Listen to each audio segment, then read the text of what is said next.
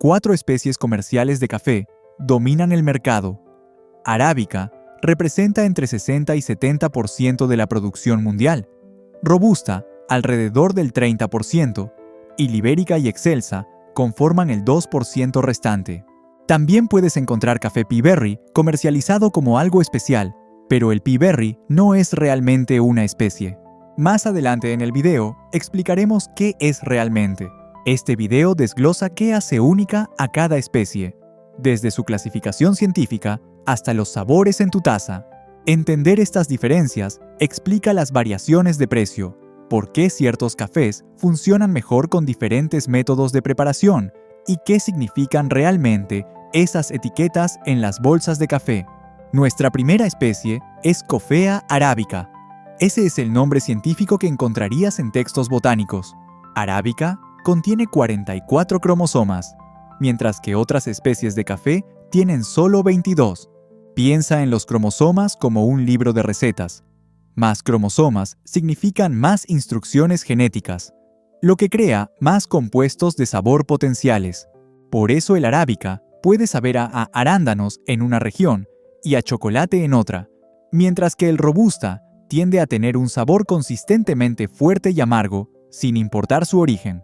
El arábica exige condiciones específicas de cultivo, altitudes entre 1200 y 2200 metros, temperaturas de 15 a 24 grados y lluvia constante. Estos requisitos limitan su cultivo a las laderas altas de montañas en regiones tropicales. Esto importa porque el cultivo en altura significa recolección manual en terrenos empinados, donde las máquinas no pueden operar. La cosecha intensiva en mano de obra explica en parte esos precios más altos. El perfil de sabor va desde cítricos brillantes hasta chocolate profundo, con contenido de cafeína de 1.2 a 1.5%. Menos cafeína significa menos amargor, permitiendo que esos sabores complejos destaquen.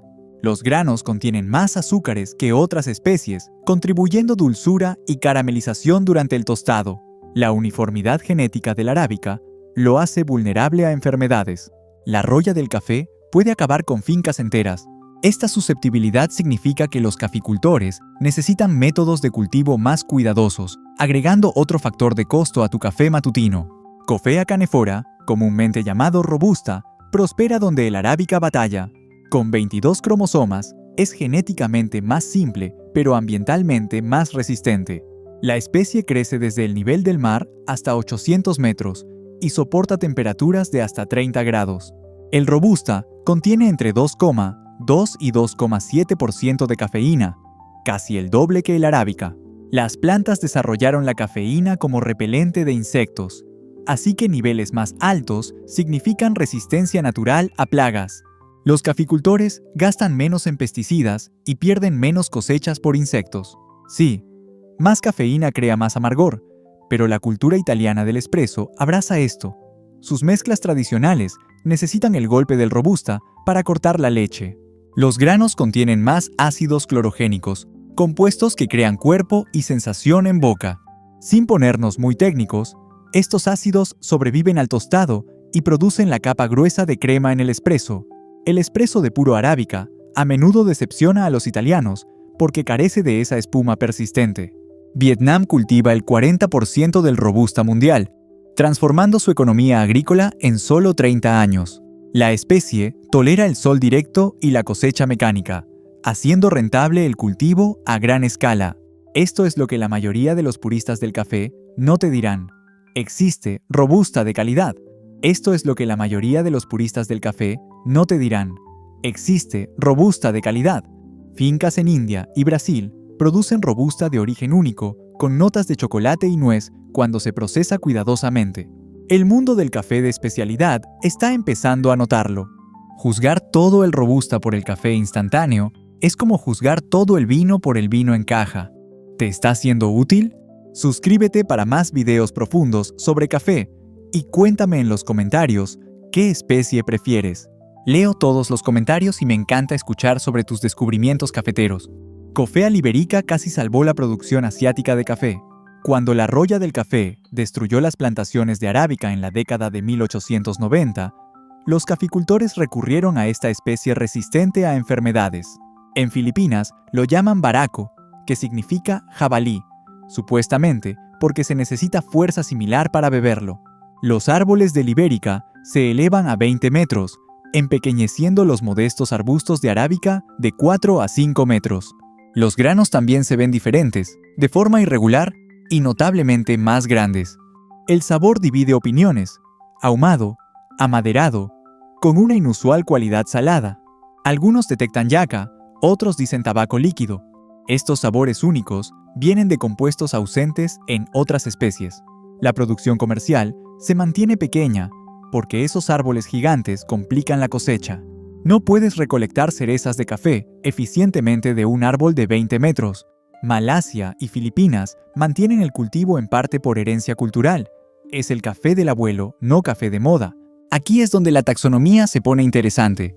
Coffea liberica variedad de Webrey, comercializada como excelsa, es técnicamente una variante de Libérica. Pero pruébalas lado a lado y entenderás por qué la industria las separa. Donde Libérica sabe terrosa y pesada, excelsa trae notas ácidas y afrutadas que parecen imposibles de la misma especie. Piénsalo como las uvas de vino. Pinot Noir y Pinot Gris comparten genética pero producen vinos completamente diferentes. La acidez brillante y el sabor inusual de excelsa, imagina cerezas ácidas encontrándose con tostado oscuro, la hace popular para mezclas. Los tostadores típicamente agregan 5 a 10% para crear complejidad sin abrumar el café base. Las tierras altas centrales de Vietnam producen la mayoría del excelsa comercial. Como Libérica, resiste enfermedades y crece a altitudes más bajas, pero la demanda limitada mantiene la producción de nicho. ¿Recuerdas ese café especial que mencioné antes? El Pea Berry ocurre cuando una cereza de café desarrolla un grano redondo en lugar de dos planos. Esto sucede en 5 a 10% de todas las cerezas de café. Sin importar la especie, hay Pea Berries de arábica, Pea Berries de robusta, incluso Pea Berries de Libérica. La forma redonda afecta el tostado. Los granos planos normales pueden quedar contra el tambor de tostado, potencialmente creando calor desigual.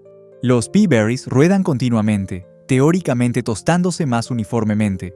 Los clasificadores mecánicos pierden muchos Pea Berries, requiriendo clasificación manual que agrega 25 a 50% a los precios. La especie proporciona el plano, pero la geografía escribe la historia final del sabor. La misma variedad de arábica sabe radicalmente diferente, cultivada en suelo volcánico guatemalteco, versus la tierra roja de Kenia. Los métodos de procesamiento también importan. El procesamiento natural etíope crea cafés bomba de fruta, mientras que el procesamiento lavado colombiano enfatiza claridad y brillo. Esto explica por qué 100% arábica solo te dice poco. Es como decir 100% uvas sobre el vino, técnicamente cierto, pero prácticamente inútil, sin detalles de origen. Después de años explorando café, esta es mi opinión. La especie importa menos de lo que la mayoría piensa y más de lo que sugiere el marketing de la industria. Sí, el arábica generalmente ofrece más complejidad, pero un robusta bien cultivado y procesado cuidadosamente supera al arábica mal manejado siempre. La verdadera revelación es probar Libérica o excelsa si puedes encontrarlas. Te recuerdan que los sabores del café se extienden más allá del espectro chocolate a cítrico que estamos entrenados a esperar. Tu especie ideal depende de tu método de preparación y preferencias de sabor. Los amantes del espresso no deberían descartar el robusta. Esos maestros cafeteros italianos saben algo. El café de filtro muestra mejor la complejidad de la arábica. El cold brew transforma cualquier especie, suavizando el amargor mientras amplifica el cuerpo. El mundo del café funciona con estas 4 especies, cada una adaptada a diferentes climas, culturas y tazas. Ahora sabes qué hay realmente en tu café matutino y por qué sabe cómo sabe.